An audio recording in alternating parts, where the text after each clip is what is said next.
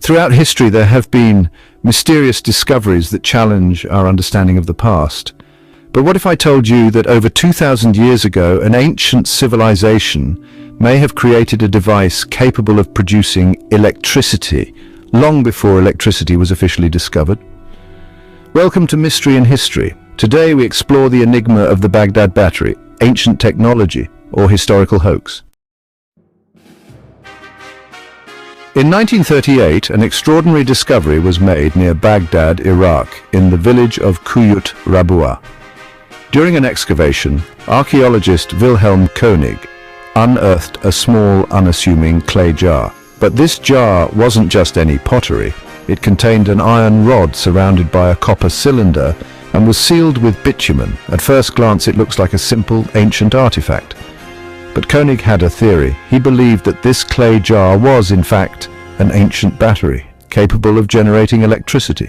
Could it be possible that ancient civilizations possessed the knowledge to create electricity over 2,000 years ago?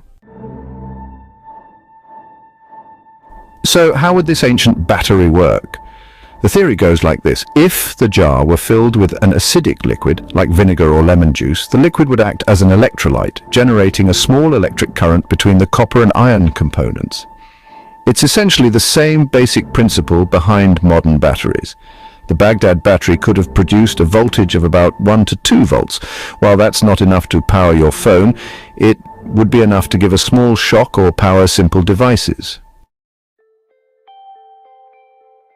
Here's where the mystery deepens. If the Baghdad Battery really did produce electricity, what was it used for? There are several theories, some more grounded than others.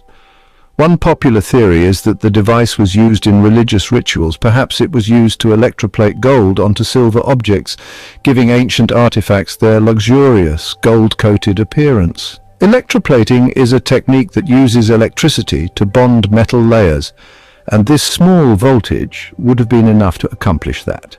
Others suggest it may have been used for medicinal purposes, with ancient healers using small electric shocks to treat ailments. While this might seem far-fetched, we know that electricity has been used for medical treatments throughout history, even in modern times. Of course, not everyone buys into the idea of an ancient battery. Many scholars argue that the Baghdad Battery is nothing more than a coincidence, a simple storage jar that had nothing to do with electricity.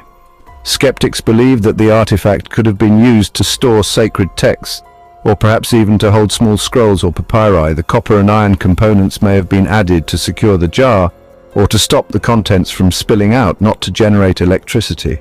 After all, ancient people were highly skilled in metallurgy and pottery. They could have been using these materials for purposes that had nothing to do with generating power. Despite the skepticism, many researchers have tried to recreate the Baghdad Battery, using replicas filled with vinegar or other acidic liquids. And guess what? They worked. These experiments produced a small but measurable electric charge.